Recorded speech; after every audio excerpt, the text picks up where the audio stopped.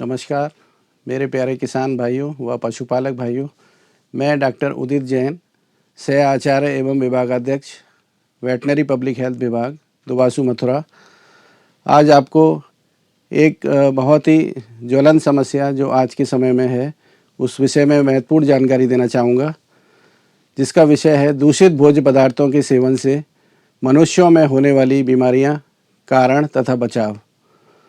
जैसा कि सभी लोग जानते हैं कि पशुधन क्षेत्र का देश की आर्थिक, सामाजिक एवं राष्ट्र के विकास में महत्वपूर्ण योगदान है। यह क्षेत्र कृषि क्षेत्र का लगभग 25% योगदान करता है। इसकी अहम भूमिका ग्रामीण क्षेत्रों में रह रहे छोटे तथा भूमिहीन किसान जो कि रोजगार के लिए इधर उधर भटकते हैं, उनकी आय में वृद्धि करने में है। इस क्षेत्र के द्वारा लाखों लोगों को सस्ता एवं पौष्टिक आहार मिलता है। अच्छे स्वास्थ्य के लिए स्वच्छ आहार तथा जलवायु का होना बहुत ही आवश्यक है। और आजकल देखने में आ रहा है कि ना तो खाने के लिए अच्छा भोजन है, ना पीने के लिए पानी और ना स्वच्छ हवा। अतः किसान भाइयों, इस तरीके की समस्या के लिए हम लोगों को इसके कारण, निदान तथा इसके बारे में बचाव कैसे कर सकते हैं उसका जानना आवश्यक है। ये आंकड़े बताते हैं कि हमारे देश में इस तरीके की कोई आंकड़े उपलब्ध नहीं हैं जिससे कि हम ये बता सकें कि हमारे देश में कितने प्रतिशत इस बीमारियों से लोग बीमार होते हैं और कितने लोग इससे मृत्यु होती है। लेकिन अमेरिका में 1995 में एक स्टडी हुई थी जिसमें कि लगभग 5 लाख मनुष्यों में मृत्यु हुई थी, जिसका मुख्य कारण था उनमें दस्त का होना और जो कि दूषित भोजन के खाने से हुई थी। और इसमें खासकर 80% जो ग्रसित हुए थे वो बच्चे थे जो कि 5 वर्ष से कम उम्र के थे। अब मैं आपको कुछ प्रमुख जो भोज्य जनित बीमारियां हैं उनके बारे में जानकारी देना चाहूँगा। आसानी से समझने के लिए मैं इसको 4 भागों में विभाजित करूँगा, जैसे जीवाणु जनित बीमारियाँ, दूसरी विषाणु जनित एवं रिकेट्सिया जनित बीमारियाँ, तीसरी परजीवी जनित बीमारियाँ और चौथी फफूंदी जनित बीमारियाँ। जीवाणु जनित बीमारियों में जैसे कुछ खासकर जो मुख्यतः बीमारियाँ होती हैं जैसे Aeromonas infection, cholera infection, E coli infection, जिसको हम हिंदी में संक्रमण भी कहते हैं, और इसके अलावा कुछ बीमारियाँ हैं जैसे ब्रूसेलोसिस, लेप्टोस्पायरोसिस, लिस्टीरियोसिस इत्यादि। इसी प्रकार विषाणु जनित बीमारियां या रिकेट्सिया जनित बीमारियों में जिसमें कि हेपेटाइटिस ए संक्रमण, लासा फीवर, रोटा वायरस संक्रमण, पोलियोमाइलाइटिस, क्यू फीवर आदि। इसी प्रकार परजीवी जनित बीमारियां जिसमें कि ascariasis, amoebiasis, Echinococcus मल्टीलोकुलरिस, Echinococcus ग्रेनुलोसस, toxoplasmosis आदि बीमारियां आती हैं। तथा फफूंदी जनित बीमारियों में खासकर एस्परजिलोसिस, एफ्लाटॉक्सिकोसिस, डर्मेटोफाइटोसिस व क्रिप्टोकोकसिस आदि बीमारियां हैं। तो किसान भाइयों, भोज्य पदार्थों के दूषित होने के बचाव के बारे में आपको जानना बहुत ही आवश्यक है। इसके विभिन्न तरीके हो सकते हैं जिससे कि हम इसका भोजन को दूषित होने से बचाव कर सकते हैं।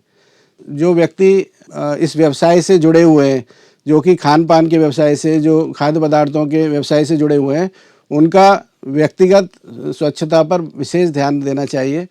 अगर ऐसे व्यक्ति जो कि पहले से ही संक्रमित हैं विभिन्न बीमारियों से जैसे टीबी, फ्लू, मीजल्स या खांसी, तो जब वो इस प्रकार के जो वातावरण में कार्य करेंगे तो उस भोजन को दूषित होने के चांसेस ज़्यादा रहेंगे। तो इसीलिए व्यक्ति का जो उसमें कार्य करने वाले व्यक्ति हैं उसका स्वस्थ रहना आवश्यक है। या जो व्यक्ति बीमार पशुओं के साथ या उनके संपर्क में आते हैं तो उनसे भी हमें बचना चाहिए। तीसरा, पशुपालन व डेयरी, ये एक महत्वपूर्ण व्यवसाय है जिसमें पशु को पूर्ण स्वस्थ एवं संक्रमण रहित होना चाहिए, क्योंकि जिन पशुओं, अगर संक्रमित पशु है और उससे हम दुग्ध उत्पाद प्राप्त कर रहे हैं तो उस दुग्ध में टीबी, ब्रूसेला, टिक बॉर्न एन्सेफेलाइटिस, इस तरीके के संक्रमण होने के आशाएं बहुत ज़्यादा रहती हैं। तथा दूसरा, पशुओं से दूध निकालते समय या उनके विक्रय स्थल तक पहुंचने में पूरी साफ सफाई का ध्यान रखना का विशेष ध्यान देना चाहिए। पूरी तरीके से ना उबले हुए दूध, जिसको कि हम कच्चा दूध भी कह सकते हैं, उससे बने पदार्थों का सेवन करने से तरह तरह की बीमारियां हो सकती हैं। खासकर उसमें जीवाणु, विषाणु एवं परजीवी जीवित रहते हैं तथा उनसे बने पदार्थ हमें पूर्णतः नहीं खाने चाहिए। अतः हमें खासकर उबले हुए दूध या पाश्चुरीकृत दूध ही से बने पदार्थ ही हमें उनका सेवन करना चाहिए। इसी प्रकार मांस विक्रय स्थल या पशु वधशाला, जिसको कि हम इंग्लिश में स्लॉटर हाउस भी कहते हैं, वहाँ पर साफ़ सफाई का ध्यान बहुत ही आवश्यक है, क्योंकि अगर हम रोगी पशु का मांस खाएंगे तो वो हमारे स्वास्थ्य के लिए हानिकारक होगा। तो हमें वहाँ पर जहाँ पर इसका मांस तैयार किया जा रहा है उस स्थान को भी हमें स्वच्छ रखने की आवश्यकता है। इसी प्रकार सड़े कटे फल, जो कि हम आजकल आमतौर पर देखते हैं कि सड़क पर खुलेआम बिकते हैं, उन पर मक्खियाँ बैठती हैं और जो कि रोग को फैलाने में सहायक होती हैं।